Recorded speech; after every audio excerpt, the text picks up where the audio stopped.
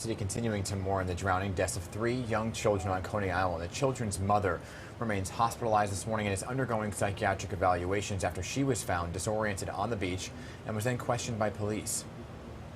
Seek for the proper help. Just seek for help. That's all you need to do is ask people around you. It's a shame. And if you can't have them, take them to somebody that can take care of them. They were innocent angels. They didn't have anything to do with what was going on. Now, this case highlights the vital role of comprehensive maternal care for new mothers who may be suffering from postpartum depression. Joining us this morning is Dr. Kameelah Phillips, an OB-GYN and founder of the Calla Women's Health. Good morning, Dr. Phillips. Thank you so much for your time. Thank you for your attention to this subject. Yes, you know, we've been reporting on this story, and it's obviously so tragic, but as devastating and horrific as it is, we have to remember this is a mother who previously dealt with postpartum depression. I wonder, are some women predisposed to postpartum depression, and what causes such extreme actions to play out like we saw in this case? Right, so postpartum depression, and specifically in this case, I don't know that I would define it as postpartum depression, but even a more rare condition called postpartum psychosis. But postpartum depression is one of the most common things that we deal with in mental health in the postpartum period. Anywhere from 15 to 20% of women can experience this. And so it's hallmarked by crying, depression, a withdrawal of symptoms.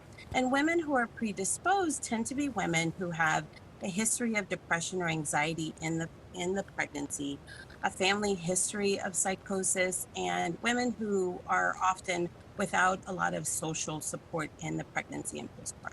Yeah, you know, and there are reports, again, these are very preliminary reports right now, that the mother in this specific case had complained about the treatment that she received at Coney Island Hospital. So what does that say, if the reports are true, about the quality of care afforded to women, especially women of color, in underserved areas? We just saw the City Council really put focus on a maternal health care bill.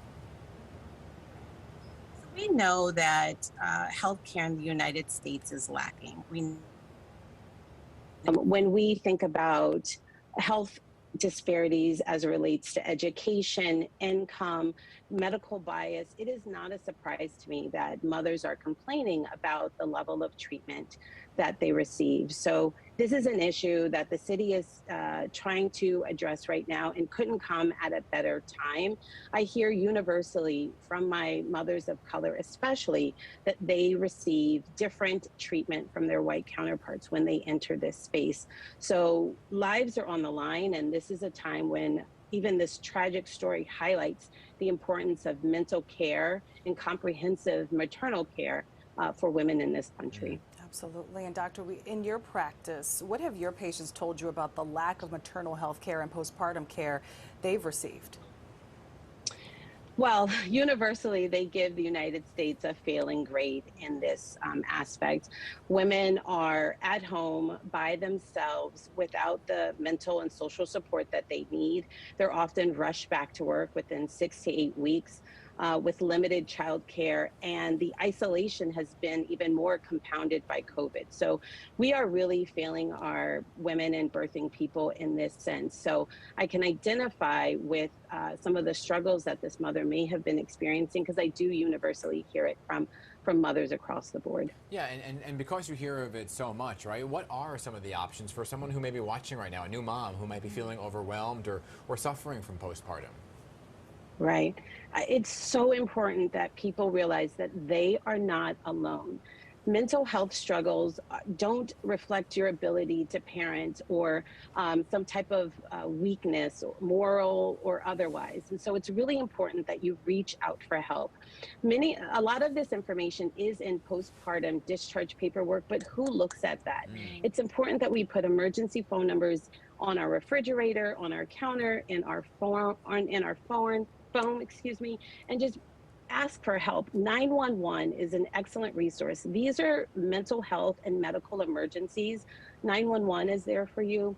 You can walk into an emergency room, any hospital, police station, fire department, and say, I need help, and you will receive the resources that the city can offer you to keep you and your children safe. Right. Right, and Dr. Phillips, as you mentioned, under the umbrella of postpartum depression, you mentioned postpartum psychosis, there's postpartum anxiety.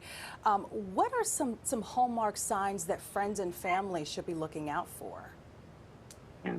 It's important that we pay attention to women in not only the first few days after delivering, but weeks to months, because these issues can come up months later. It's important that we watch for signs of withdrawal, signs of anxiety, signs that the person feels like they want to hurt themselves or others and that they're just not adequate. Those feelings of worthlessness or inadequacy are really important to hone in on, because these are hallmarks that the depression can actually become worse and drift into psychosis, which is much more rare, but as we see, has really devastating consequences. Such important information, Dr. Kameelah Phillips. We appreciate your time. Thank you so much for being with us this morning.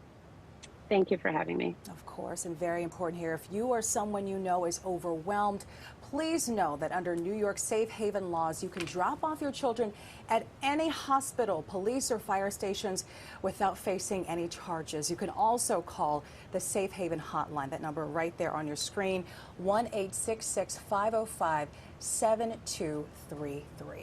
Yeah, important information.